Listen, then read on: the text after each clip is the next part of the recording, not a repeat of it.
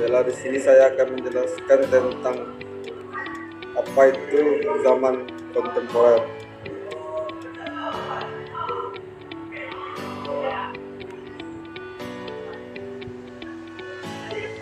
Sebelumnya, zaman kontemporer merupakan salah satu cabang dalam dunia seni, di mana seni tersebut terpengaruh oleh dampak kekinian untuk memperkaya dan menambah wawasan kita mengenai seni rupa kontemporer.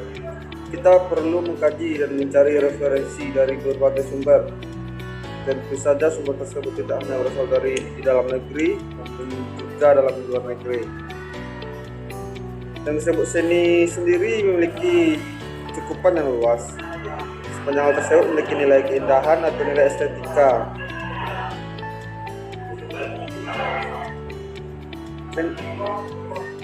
Bisa seperti seni lukis, seni tari, seni patung, dan lain sebagainya. Indonesia memiliki berbagai kekayaan berupa kebudayaan tradisional dan modern yang tersebar di seluruh wilayah Indonesia. Seni sendiri merupakan salah satu unsur budaya yang hidup di dalam masyarakat. Sementara seni kontemporer merupakan bagian dari seni modern yang sedang berkembang di Indonesia, yang mana terlihat dari banyaknya karya seni kontemporer yang dihasilkan oleh para seniman dari dalam negeri.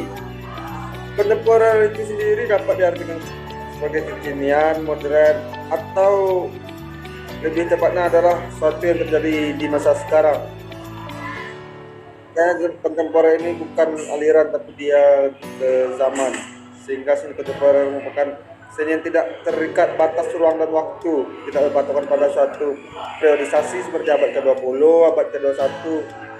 Kontemporer merupakan bagian dari seni modern yang berkembang di Indonesia, yang mana terlihat dari banyaknya karya seni kontemporer yang dihasilkan oleh para seniman.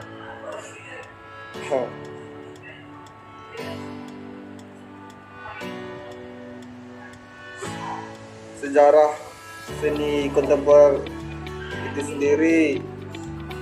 Sebelum mengenal lebih jauh mengenai sejarah seni kontemporer, maka harus lebih dahulu kita itu menyusui awal perubahan dari seni itu sendiri, di mana seni kontemporer merupakan suatu pelepasan dari seni itu sendiri. Contohnya seni lukis. Seni lukis mulai memperlihatkan sikap aneh ini setelah fotografi ditemukan pada abad ke-19. Beberapa ahli sejarah seni berpendapat bahwa penemuan fotografi telah memberi otoritas seni lukis dalam hal meniru alam. Fotografi dalam berbagai hal seperti kecepatan, ketepatan, dan keakuratan dan kemiripan masa itu sebagai masa krisis. Sejak itu seni lukis mengambil langkah baru untuk memapankan kembali otoritasnya, yaitu menggambar realistis dengan cara yang tidak bisa dilakukan fotografi. Seni lukis kontemporer ini tidak peduli dengan estetika atau bahkan membuang sama sekali proses estetika seri di kali. Karya-karya seni lukis ini hanya membuat sok nonton daripada kesenangan estetika. Begitulah seni lukis berubah dari waktu ke waktu sehingga berwajah seperti sekarang ini. Ini ciri-ciri kontemporer saat perkembangan seni kontemporer di Indonesia tadi.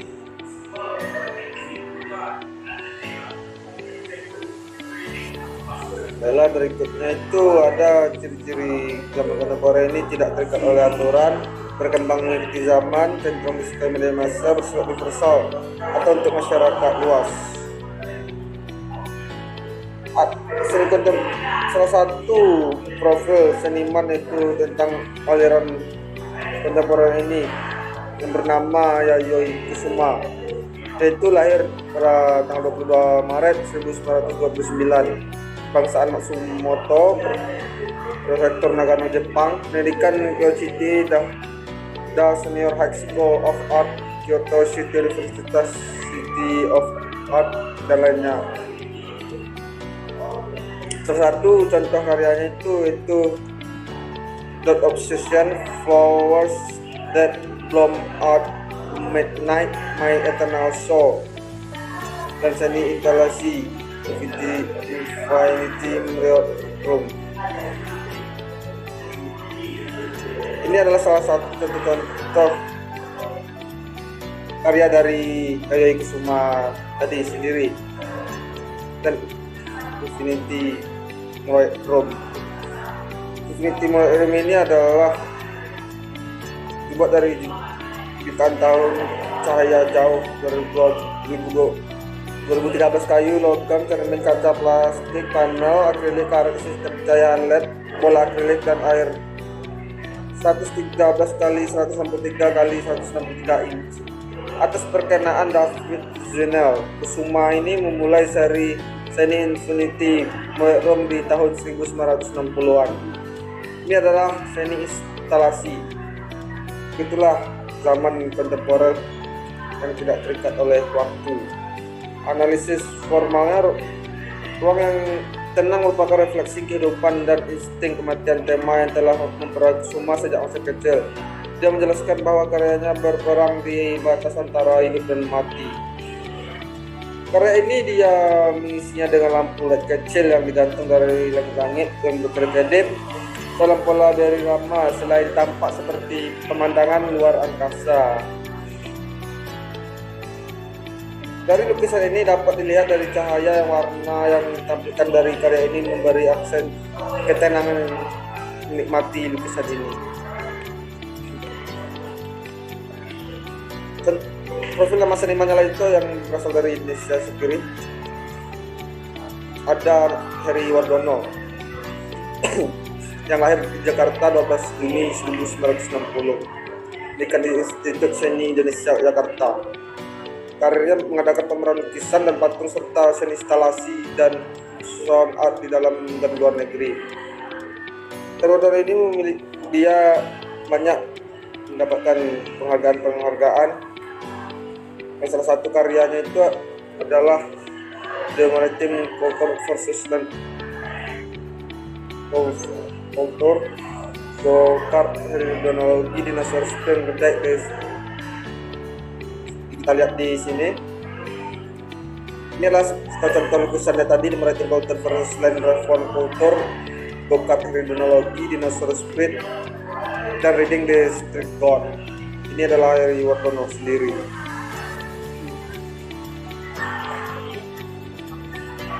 Kita deskripsikan atau analisis tentang lukisan dari Wardono, The Maritime Culture versus Land Transport ini. Pada tahun 2021, dia menggunakan akrilik on canvas 200 x 400 cm. Lukisan Heri Wardono memang tampak karakter-karakter reproduksi dari bentuk wayang. Coba saja kita lihat lukisan berjudul The Maritime Culture ini, yang sekilasnya tampak seperti perang Crusader dengan kereta perang yang dihias meriam dan karakternya yang memakai sepatu modern, sedangkan pada bagian pojok kanan atas terdapat surya semar. Heri Wardono tentunya terpengaruh seniman dan dalang Ki Singgit Sukasman. Eksplorasi medium, bentuk, ekspresi, dan presentasi ditumbuhkan dari pertemuan dan prosesnya bersama Guru Sukasman. Eksplorasi warna lukisan Heri Wardono ini dimulai ketika dia masih berstatus mahasiswa pada tahun 1980. Sebelum pada 1987 ia memutuskan drop out bersama dengan Edi Hara. Warna lukisan ia serasa tak asing ketika pertama kita lihat, seperti warna pastel ya.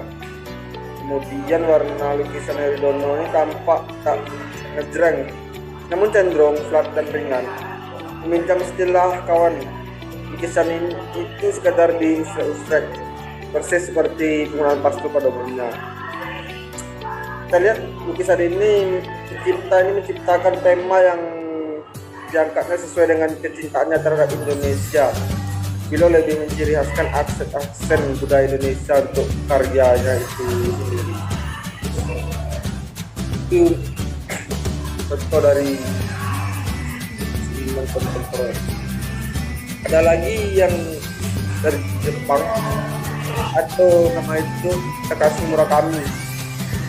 Takashi Murakami ini lahir di 1 Februari 1962 di Tokyo, Jepang. Seniman dan pengusaha Jepang dikenal luas karena kemampuannya mengadaptasi estetika seni tradisional Jepang untuk berprosesi dalam konsep budaya populer. Karya terbukanya adalah 100 Arahat atau Boro-Boro Murakami mempelajari seni lukis Jepang di Tokyo National University.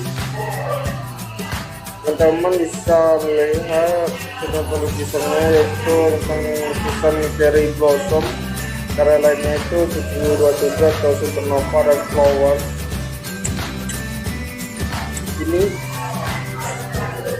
contoh-contoh karya dari Takashi Murakami. Kita akan menganalisis lukisan Cherry Blossom. Teman-teman bisa lihat memasuki musim kedua Art Spotlight di Gagosian. Takashi Murakami ini akan memperkenalkan karya yang belum pernah dilihat pada umumnya dalam serial yang berfokus pada seniman individu.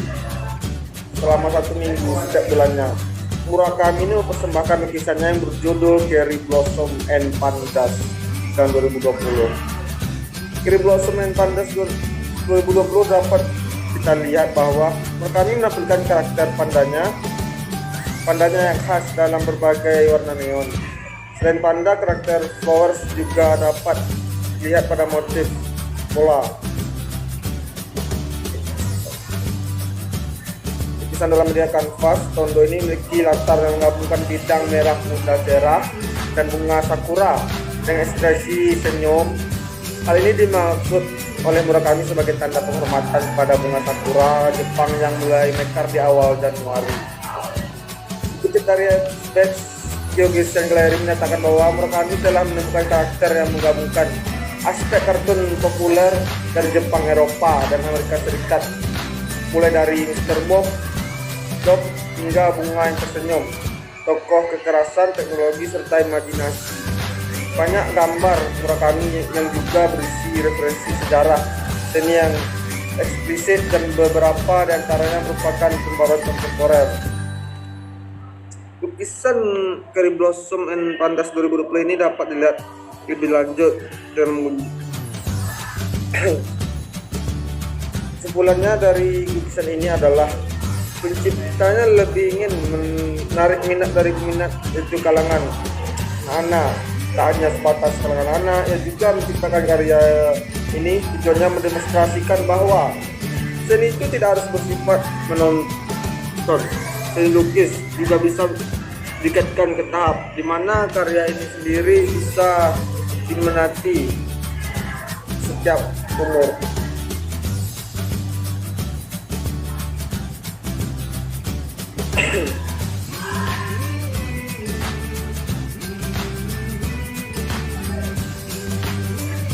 Ini jadi adalah lukisan kontemporer Senetti Rome. Ini lukisan Eridono dan ini Cherry Blossom tadi. Begitulah lukisan-lukisan zaman kontemporer.